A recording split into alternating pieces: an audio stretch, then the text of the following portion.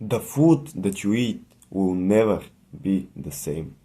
The quality of the breakfast that you ate this morning will never be the same as the breakfast that your grandpa ate 50 years ago. The food products in the store will never be produced the same way as it was 100 years ago. The seeds, the animals, the water that is used will never return to its 100% organic and healthy state. This is because the food industry is not progressing right now.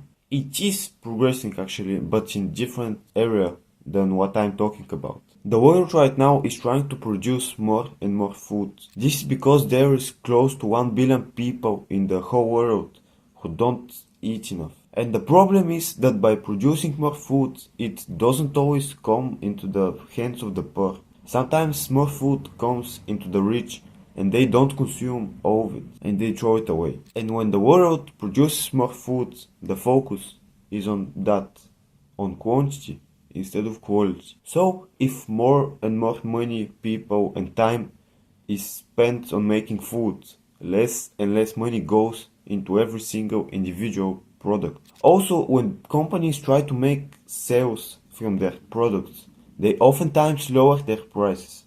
But when a big brand like Walmart lowers its prices, what do you think is going to happen with the small shops around the town? The family farms who produce some food in the village and they sell it in the town. The small shops also lowers its prices, which means that they make fewer and fewer profits. And the farmers, which are basically the starting point of the food industry, need to spend less and less money on every single product. And so they do, and Walmart, for example, lowers its prices again. And this circle continues and continues. But how can farmers make their food cheaper? An example for meat is that they can change DNA of the chicken.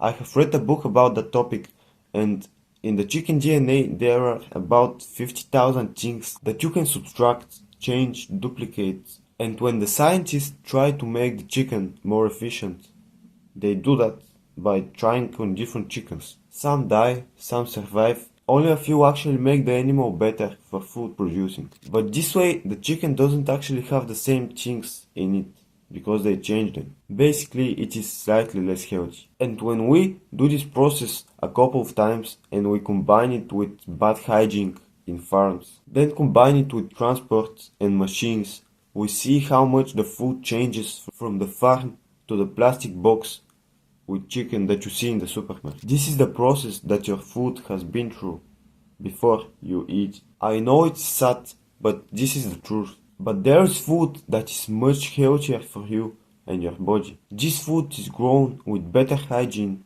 less transport and less DNA changes. If you can find it, please buy it. It may be a little bit more expensive, but in 50 years you are going to feel much better than all of your friends. Imagine what a flex it will be if you could jump and run and walk while others only sit. The food that you eat is crucial for that to happen. So from now on, look at what is in your food and buy the best quality possible. I hope this video helped you and I'll see you in the next one.